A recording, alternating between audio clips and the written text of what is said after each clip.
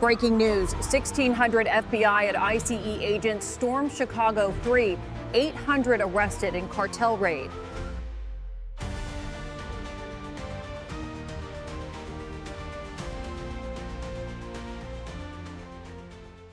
How close did Chicago come to becoming the first major U.S. city quietly occupied not by a foreign army, but by a cartel-born paramilitary force operating with military discipline? That question now hangs over America's security establishment like a warning flare. Before dawn broke over, the Midwest federal agencies uncovered something far larger, far more organized, and far more dangerous than traditional gang violence. In the shadows of America's rail capital, a covert network was forming, one capable of moving military-grade rifles, industrial purity methamphetamine, and international cash flows with the precision of a wartime supply chain, and almost no one saw it coming.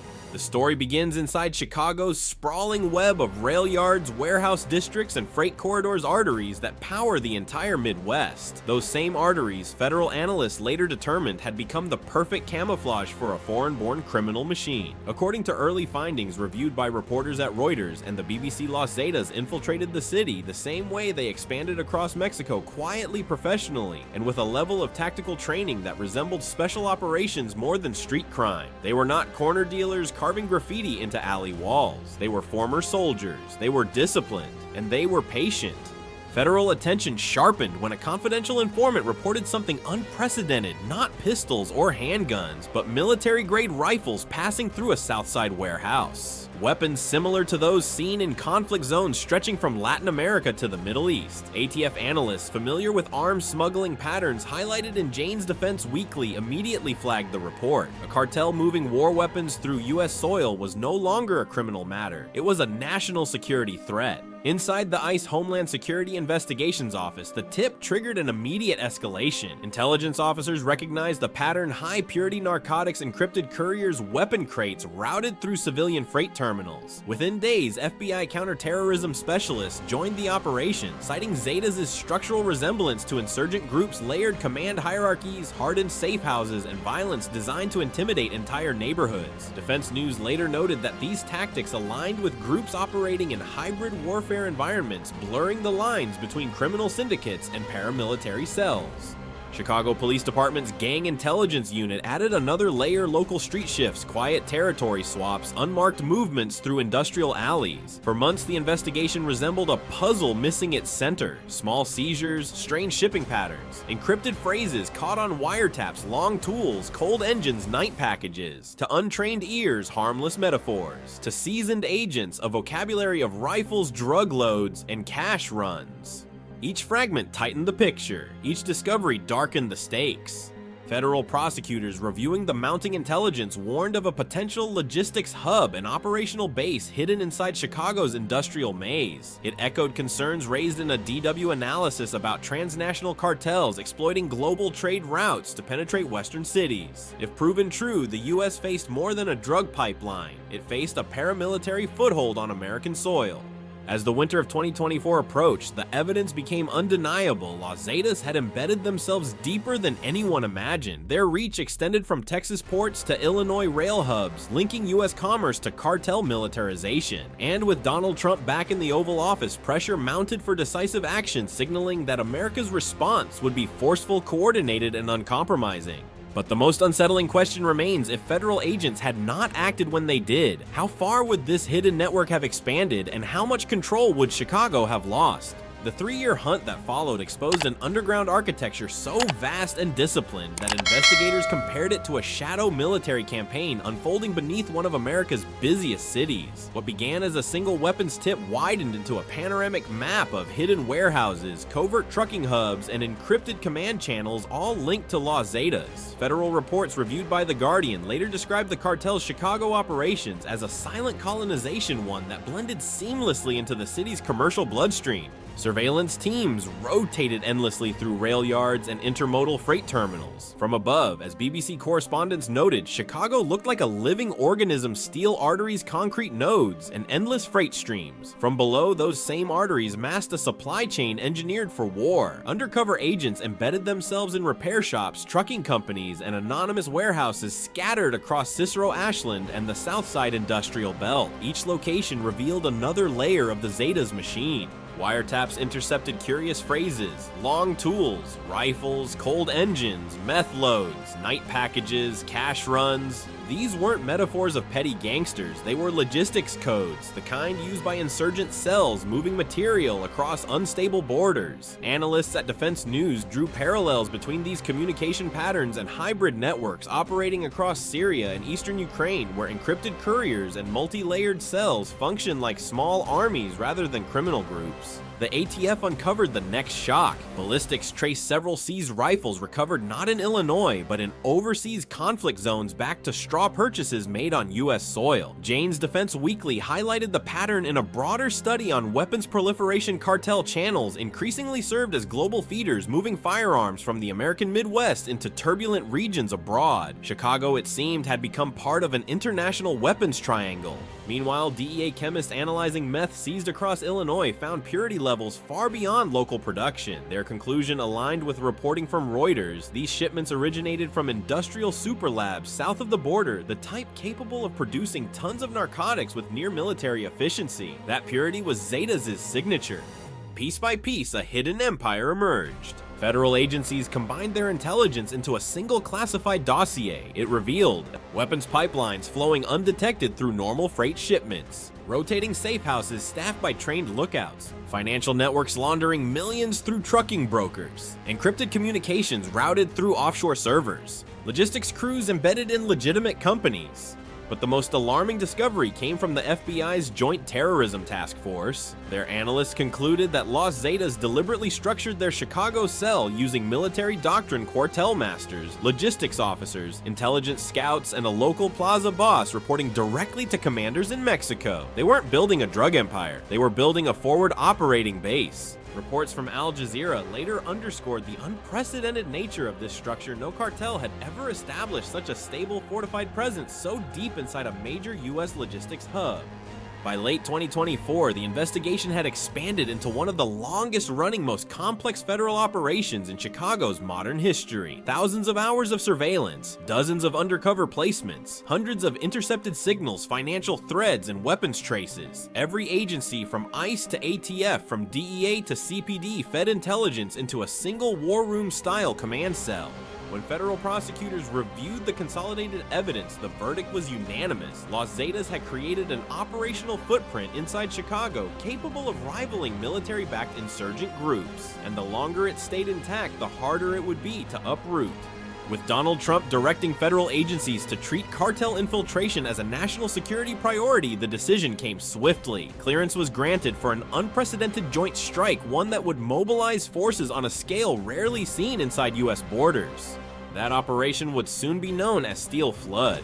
But as the city braced secretly for the coming storm, one question loomed over every agency involved. Even with 1,600 federal agents preparing to hit 20 fortified targets, would Chicago's invisible cartel army truly collapse? Or were they about to reveal just how deeply they had dug in? Before sunrise, as Chicago slept under a steel gray winter sky, a different kind of army assembled in silence. Armored vehicles lined up along empty expressways. Helicopters drifted low above the industrial corridors. Rooftops filled with federal sniper teams scanning shadows for movement. At exactly 4:42 a.m., the first convoys rolled out. Their objective was unprecedented: dismantle a paramilitary cartel network built inside one of America's largest cities.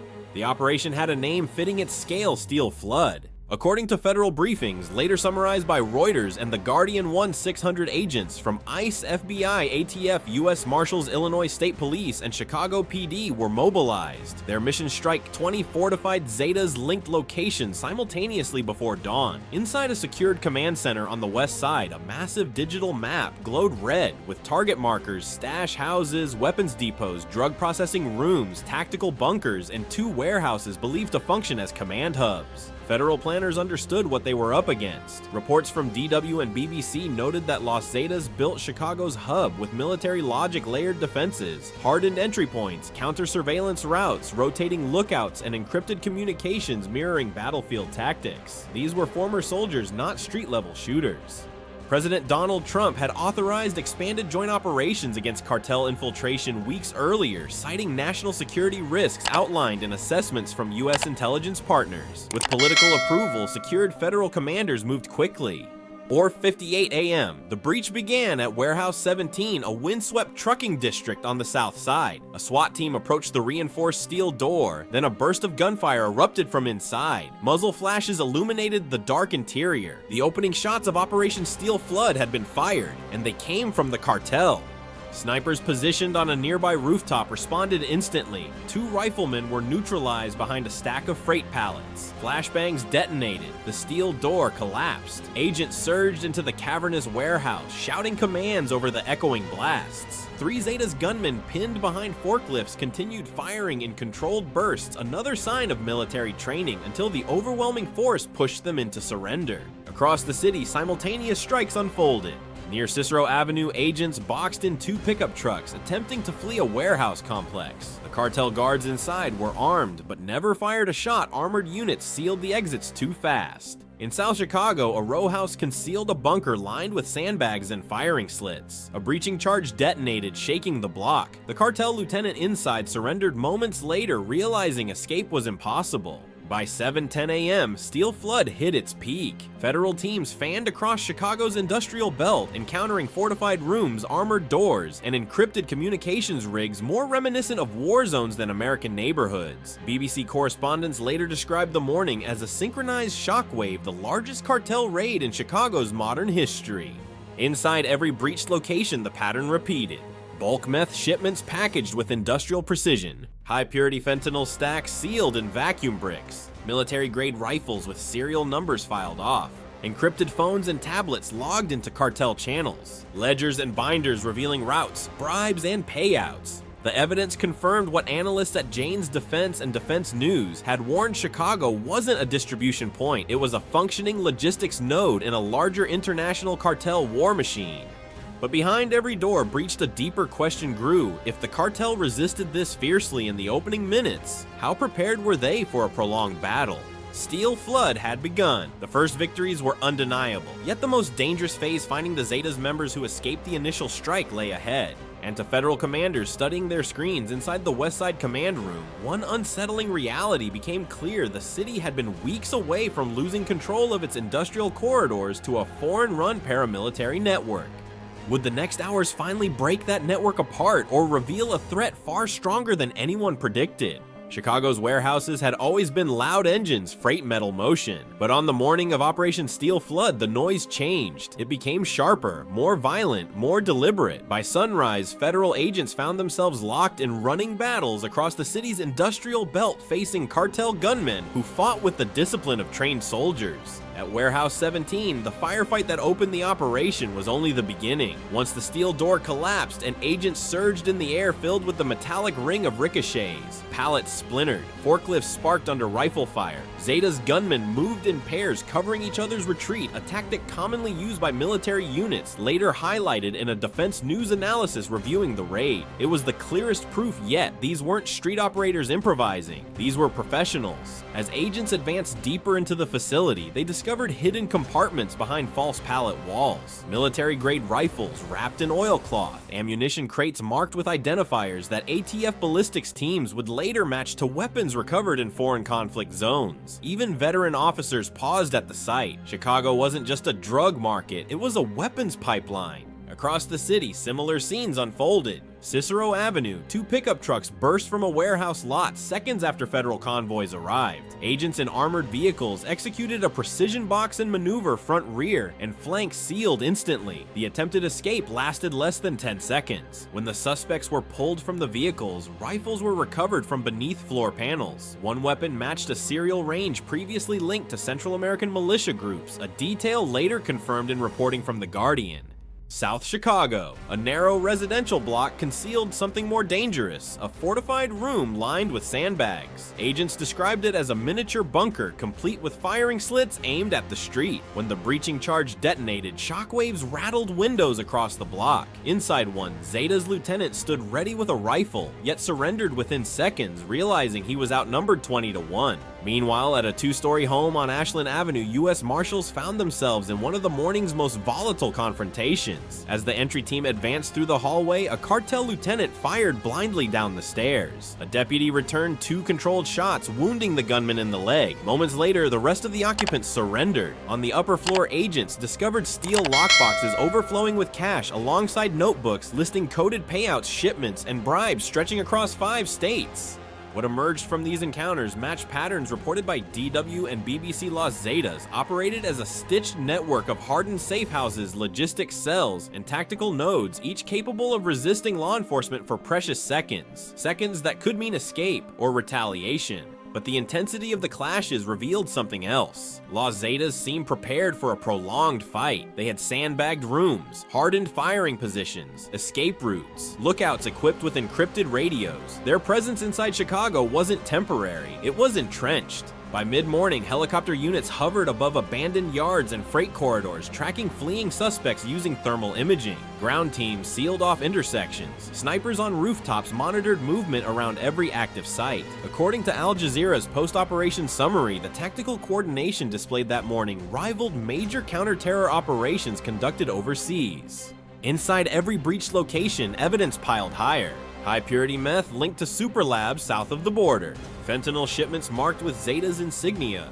Cash rooms outfitted like cartel accounting offices. Encrypted tablets still logged into operational channels. Tactical gear identical to kits used by military squads. The scale shocked even seasoned agents. For years, Chicago had lived with its own struggles against gang violence, but this was something entirely different. This was organized, militarized, and global. And as the firefights faded and suspects were loaded into armored transports, one unnerving truth settled over the operation. Las Zetas had been building the infrastructure of a foreign command post inside the United States. If this level of entrenchment existed in one city, what might federal agencies discover next? When the gunfire finally faded, the operation shifted from combat to revelation. What agents uncovered inside Chicago's industrial maze did more than justify the scale of the raid. It exposed a paramilitary infrastructure far more advanced than anyone had predicted. As evidence teams entered each secured site, the city's hidden war engine began to reveal itself piece by piece, transforming suspicion into certainty and intelligence into prosecution. Inside Warehouse 17, where the first shots of steel flood were exchanged, agents worked methodically under the lingering haze of gunpowder. Yellow evidence markers dotted the concrete floor. A forklift riddled with rifle fire sat cordoned off. Behind a false pallet wall, investigators uncovered a cache of rifles wrapped in military-grade oilcloth, each with serial numbers filed off. ATF specialists recognized one model instantly. It matched a weapon previously traced to a conflict zone overseas, confirming what analysts at Jane's Defense Weekly and Reuters had long warned Chicago was part of a global weapons pipeline. Across the south side, another building revealed its own secrets. A fortified room contained maps of freight routes stretching from Texas ports to Illinois rail hubs. Colored strings connected shipping yards, border crossings, and Chicago trucking terminals like arteries of a vast hidden circulatory system. On a steel desk, agents found encrypted tablets still logged into internal Zetas channels. The room looked less like a gang hideout and more like a forward operating post, an observation later echoed by DW and BBC analysts reviewing post-raid documentation. At a safe house on Ashland Avenue, US Marshals uncovered steel lockboxes filled with rubber-banded stacks of currency. Torn notebooks listed bribes, loads, routes, and coded payouts extending across Illinois, Michigan, Wisconsin, and Ohio. One ledger recorded scheduled shipments weeks into the future, proof the cartel expected to operate indefinitely, undetected, and uninterrupted. Informants once in custody filled in the structure federal agencies had suspected for years. Las Zetas had built a 3-tiered hierarchy inside Chicago. Quartermasters managing weapons, stockpiles, and ammunition. Logistics crews embedded in legitimate trucking companies. Financial operators laundering millions through freight brokers. A plaza boss directing operations and reporting to commanders in Mexico. This wasn't a drug ring, it was a military doctrine applied to American soil. DEA chemists analyzed meth seized throughout the city and confirmed what Al Jazeera later reported purity levels matched a single super lab network across the border, a supply chain capable of saturating the Midwest with industrial-grade narcotics. ATF meanwhile linked dozens of recovered rifles to purchases made through Illinois straw buyers, then funneled through cartel channels into foreign conflicts. The Guardian described it as a war economy disguised as freight. By the end of the week, the evidence filled an entire federal warehouse. Weapons crates designed for battlefield transport. vacuum-sealed fentanyl bricks marked with Zetas insignia, encrypted phones, and hardened communication devices, logistics binders outlining routes and counter-surveillance methods, cash reserves comparable to those seized in major international operations. Prosecutors now had the backbone of something unprecedented, a case capable of dismantling a cartel network operating with the sophistication of a hybrid insurgent group. Charges piled up: international firearms, trafficking, distribution, conspiracy money, laundering violent crimes in aid of racketeering. Some defendants faced mandatory minimums. Others, especially those tied to weapons proliferation, faced life sentences. As analysts from The Guardian and Defense News noted, this case was no longer just about drugs. It was about sovereignty, security, and the thin line between criminal infiltration and strategic threat. Chicago had witnessed the battle, but the consequences had only begun. What the raid uncovered suggested a chilling possibility. If Los Zetas could build such an extensive command structure inside one American city, how many more nodes might exist quietly expanding, quietly embedding, quietly preparing? And in a nation where supply chains stretch across thousands of miles, could another cartel cell be lurking in the shadows of a different city, waiting for its moment? When the sun finally rose over Chicago, the city looked unchanged. From a distance, steel towers, freight lines, winter haze drifting low over the river. But anyone who stepped outside that morning felt the difference immediately. Police radios crackled non-stop. Helicopters carved slow circles above the south side. Federal convoys traced routes normally dominated by freight haulers. For the first time in years, movement inside Chicago's industrial belt was controlled, orderly, no longer shaped by the silent authority Los Zetas had built in the shadows. But the raid was not over. Inside the West Side Command Center, federal analysts monitored drone feeds and heat signatures from the remaining target zones. Not every Zetas operative had been captured during the initial assault. Some scattered into alleyways when the first doors broke. Others regrouped on rooftops, a familiar cartel tactic used throughout conflict zones in northern Mexico, later highlighted by Reuters and The Guardian. These were fighters accustomed to counterattacks even in defeat. One of the tensest confrontations unfolded near an abandoned grain terminal along the Calumet River. Thermal imaging detected two armed suspects hiding among rusted machinery on the upper floors. As ICE and ATF teams advanced, the gunmen opened fire from above, bullets sparking against metal beams. Agents used concrete silos as cover, returning precise, disciplined fire. The exchange lasted less than a minute, but it was fierce, another reminder that Chicago wasn't dealing with ordinary criminals. As BBC analysts noted, this kind of elevated close-quarter engagement resembled urban combat more than a law enforcement encounter. Over the next 48 hours, teams swept basements, railside storage rooms, abandoned repair shops, and hidden compartments. What they found mirrored patterns documented by Al Jazeera and DW in reports on cartel operations abroad. Micro labs producing fentanyl for rapid distribution, storage lockers containing rifle components and tactical gear, encrypted radios linked to regional relay channels, cash reserves rivaling those of mid-tier foreign militant groups. Chicago's leadership soon held a joint press conference at City Hall. Federal, state, and local officials stood shoulder to shoulder, emphasizing that Steel Flood was not merely a victory, it was a critical warning. Los Zetas had attempted to carve out a fortified military-style foothold inside one of America's major logistics capitals, and they had nearly succeeded. In many neighborhoods, residents stepped onto porches to watch convoys roll away streets that had long felt controlled by unseen forces, now reclaimed, if only cautiously. Some had spent years hearing unmarked vehicles at night, noticing silent exchanges near loading docks, feeling the unspoken rule that certain blocks belong to someone else. For them, this morning felt like the first breath after being underwater. But beneath the relief came a new fear. Removing 600 Zetas operatives created a vacuum. As experts quoted by The Guardian warned, power vacuums always attract predators. Smaller gangs might try to rise. International cartels could attempt to reclaim lost territory. And in a world where America's enemies study its vulnerabilities, a domestic security breach of this scale carried global implications. To prevent a resurgence, federal agencies announced a long-term joint presence in Chicago intelligence teams, embedded with CPD patrol units, reinforcing hotspots, and continued surveillance of rail hubs and freight corridors. Community groups mobilized too, launching youth programs, job pathways, and re-entry initiatives designed to keep vulnerable young men from becoming the next generation of recruits. Yet the strategic question lingered. Analysts from Defense News and Jane's argued that Steel Flood revealed more than a cartel plot. It exposed the fault line between America's open economy and its security perimeter. Chicago's freight system, built for efficiency and scale, had become the perfect cover for militarized infiltration. The United States under President Donald Trump now faced a dilemma: how to protect vital commercial arteries without choking the freedom and speed that make the nation powerful.